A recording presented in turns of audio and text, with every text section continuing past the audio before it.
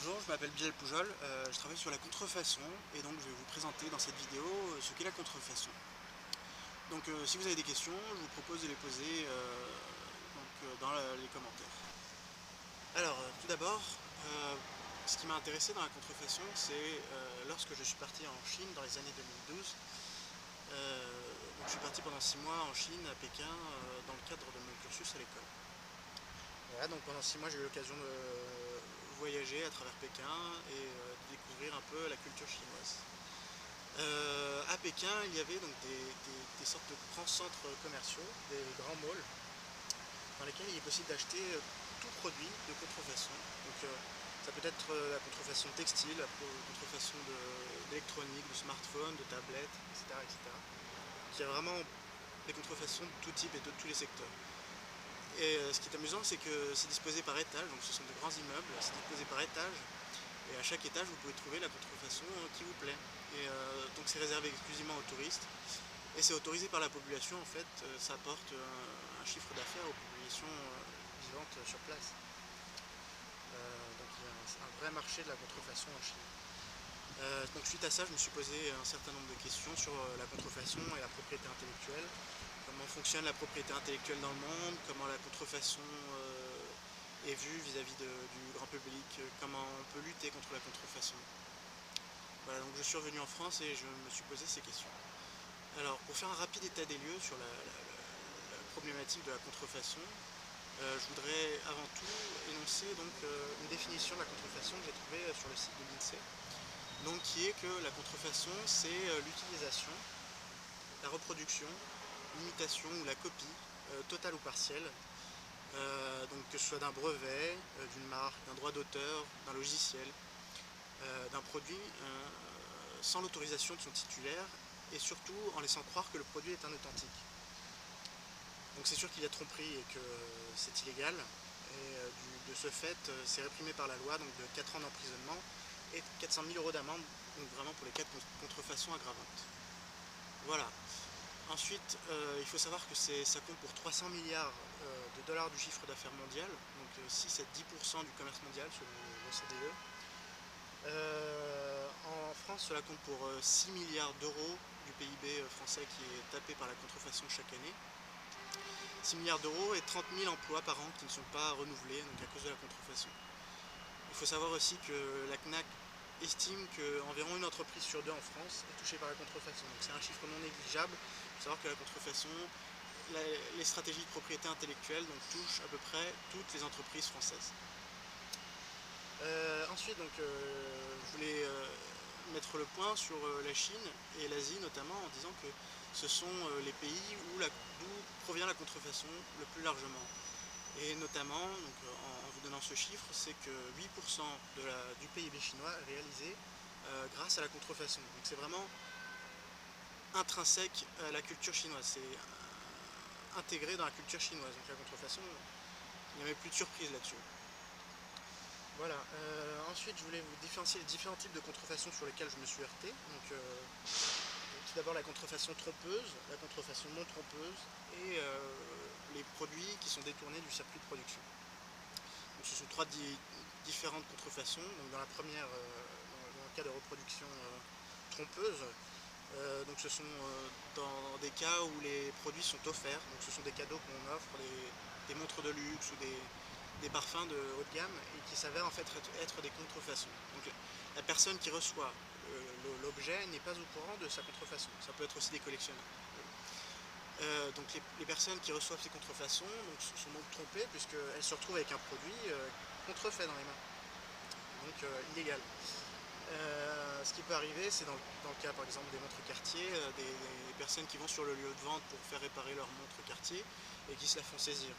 C'est dommage du point de vue de la marque perd son image et donc le consommateur perd sa montre et est complètement déçu par le produit.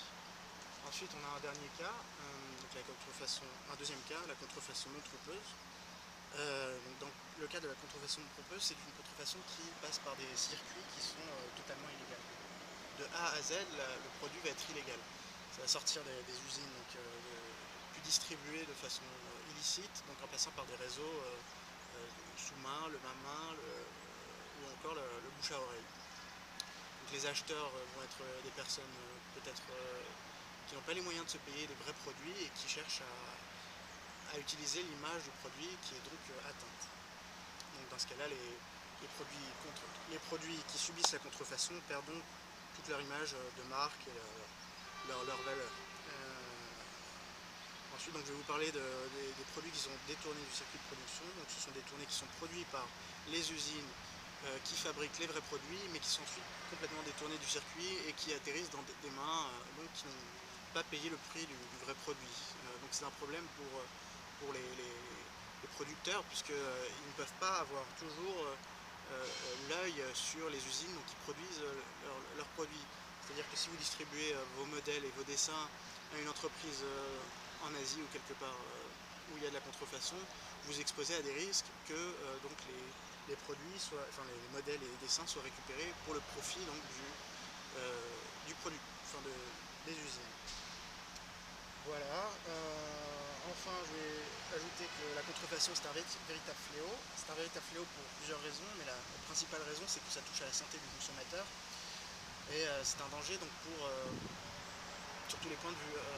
Le premier danger, c'est que l'objet n'est pas conforme au cahier des charges, ni aux normes, ni aux certificats en vigueur. Dans ces cas-là, il y a des risques que, je sais pas, par exemple un jouet peut avoir de la peinture au plomb, des objets peuvent être trop petits et être ingérés par des enfants. Le cas donc, de contrefaçon les plus dangereuses sont les médicaments en Afrique. Donc, en effet, les médicaments en Afrique sont les plus dangereux puisque vous avez vraiment des risques de mort sur la contrefaçon. Je vais vous donner un exemple. C'est une dame qui s'appelle Madame Dorothy Akunili, c'est une Nigérienne. Là-bas, la contrefaçon de médicaments compte pour 75% du nombre de médicaments. Dans ce pays, Dorothy Akunili a perdu sa sœur, sa petite sœur qui a pris une dose d'insuline contrefaite, qui a été diabétique. C'était très dangereux parce que l'insuline c'est important. Donc si vous n'avez pas votre dose d'insuline, vous mourrez directement. Donc, suite à la perte de sa sœur, elle s'est soulevée contre la contrefaçon de manière très forte et très politique et a réussi à faire diminuer donc, ce chiffre de 75 à 10% en seulement 3 ans. Il y a eu un véritable résultat. Enfin, pour rappeler 2-3 derniers chiffres sur la contrefaçon de médicaments, il faut savoir que l'OMS estime que 6 à 10% des médicaments dans le monde sont contrefaits et que dans les pays africains, donc cela va de 75% dans certains pays à 25%, ce qui est quand même un chiffre assez incroyable. Voilà, je voulais vous parler de la contrefaçon du luxe, donc avec un cas particulier qui s'appelle Fragonard. C'est un magasin, une usine de parfums qui se situe à Grasse. C'est une usine qui fabrique des essences de parfums exclusivement pour les grandes marques de parfums françaises. Suite à son succès, en fait, ce que Fragonard a fait, c'est à développer un réseau et à créer un musée du parfum à Paris pour attirer donc, des touristes étrangers. Et dans ce musée du parfum, à la fin de la visite, vous pouvez acheter donc, des produits donc, qui sont des parfums de contrefaçon. Donc ce sont des produits qui ont exactement les mêmes recettes que les produits originaux. En fait, c'est une contrefaçon qui est autorisée puisque ça garantit une image de marque à la française, exclusive, de luxe, haut de gamme, qui est exclusivement réservée à des touristes donc qui viennent de pays comme la Russie, la Chine, l'Allemagne, qui viennent donc avec des visites programmées de Paris, qui n'ont pas le temps de tout faire et qui sont donc amenés sur le lieu de vente par leur guide touristique. Voilà, donc ces touristes haut de gamme profitent donc de ces cadeaux, de ces souvenirs pour les offrir à leur famille dans leur pays d'origine. Voilà, donc c'est une contrefaçon qui est autorisée et admise en France. Voilà. Enfin, je voulais vous expliquer que la contrefaçon est protégée dans le monde par différents accords. Donc, pour n'en citer qu'un seul, je voudrais citer la Convention de Rome, la Convention de Munich, qui a été signée en 1971 et qui sert à poser les bases du brevet européen. Donc suite à ça, on a eu plusieurs initiatives mondiales et européennes qui ont permis la création d'organismes supranationaux qui veillent à la contrefaçon. Des organismes comme l'INPI sur le réseau national, comme l'OMPI dans le monde et l'OHMI. Je vais maintenant vous expliquer comment vous protéger de la contrefaçon. Donc quand vous voulez vous protéger de la contrefaçon, il y a 3 questions à se poser. Tout d'abord, quels sont mes droits? Donc bien se souvenir de quels sont vos droits en termes de droits d'auteur, de droits de la propriété intellectuelle. La seconde question, c'est est-ce que mes brevets sont renouvelés? Eh bien, pensez à vous poser la question de savoir si vos brevets sont renouvelés.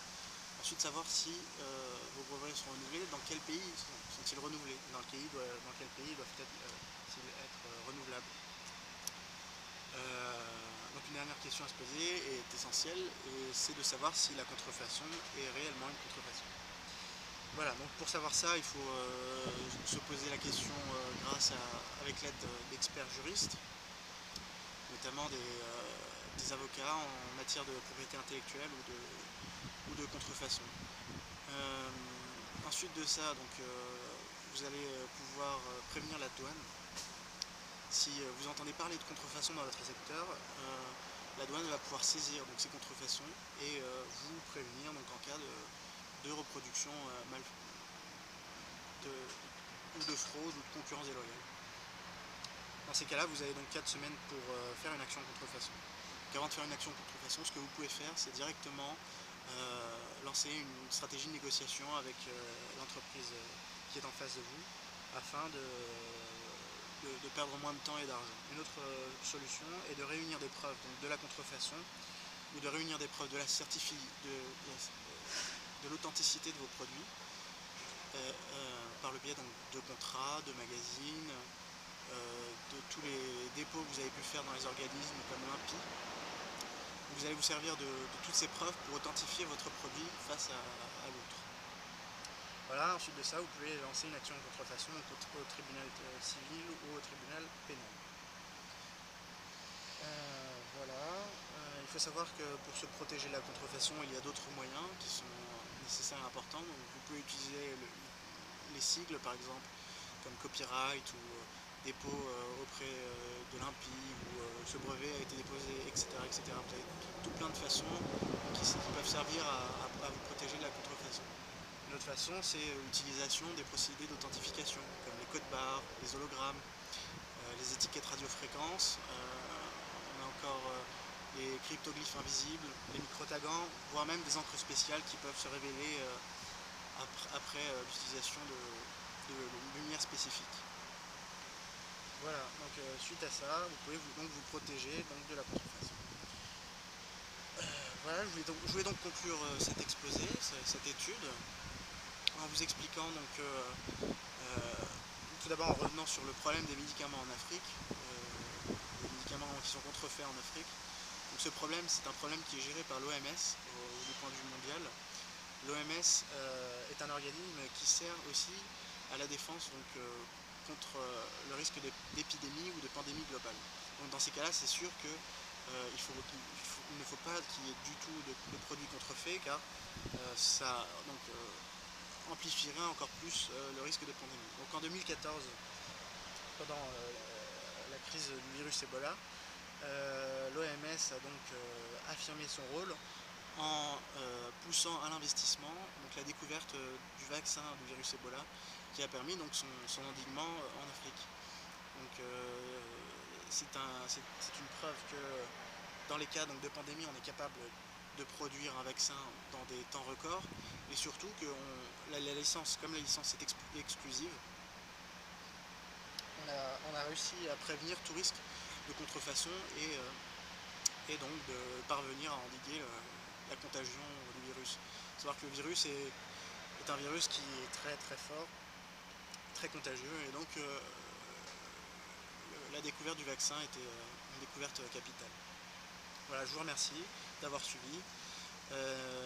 N'hésitez pas à me poser des questions, et merci pour tout.